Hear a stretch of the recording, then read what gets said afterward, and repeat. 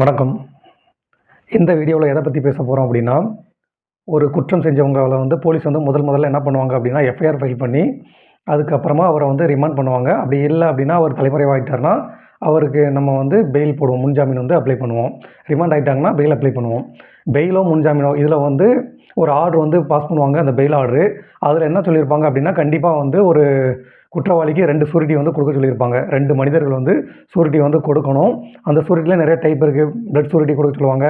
இல்லைனா surety with value of the surety amount ஒரு amount mention பண்ணியிருப்பாங்க.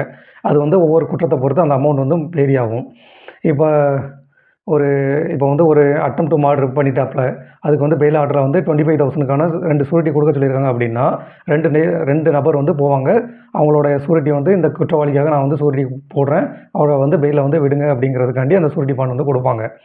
அந்த ஷூரிட்டி பாண்டு எதுக்கு அப்படின்னா, ஒருவேளை அவர் வருங்காலத்தில் கோர்ட்டில் அப்பியர் ஆக வேண்டிய அந்த கேஸுக்காக அப்பியர் ஆகலை, இல்லை தலைமறைவாயிட்டார் அப்படிங்கும்போது, இவங்க ஷூரிட்டி போட்டவங்கள வச்சு அவங்கள திருப்பி கொண்டு வர்றதுக்கோ, இல்லைனா அந்த அமௌண்ட்டை கோர்ட் ஷூரிட்டி அமௌண்ட் என்ன அமௌண்ட் சொல்லியிருக்கோ அதை இந்த ஷூரிட்டி போட்டவங்ககிட்ட வாங்கிப்பாங்க. அதுக்குன்னு தனியாக ஒரு பெட்டிஷன் ஃபைல் பண்ணி அதுக்கு ஒரு கேஸ் மாதிரி அது ஒன்று நடக்கும் ஒரு சைடில்.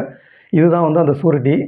நீங்கள் ஒரு வேளை யாருக்காவது ஷூரிட்டி போடுறீங்கன்னா, அவர் கோர்ட்டுக்கு சரியாக வரல அப்படிங்கும்போது அவரை கண்டே பிடிக்க முடியல, இது நான் பெயிலபிள் வாரண்டில் இருக்குது, அவருக்கு காணவே இல்லை அப்படின்னா, அடுத்த கட்டமாக ஷூரிட்டி போட்டவங்கள தான் பிடிப்பாங்க போலீஸு. அவங்க மேலே ஒரு பெட்டிஷன் போட்டு எம்சி பெட்டிஷன் போடுவாங்க. போட்டு கோர்ட்டில் அப்பியர் ஆக சொல்லி அந்த ஷூரிட்டி அமௌண்ட்டை கட்ட சொல்லுவாங்க. அப்படி இல்லைனா அதுக்கான பனிஷ்மெண்ட் என்னவோ அதை கோர்ட் கொடுக்கும்.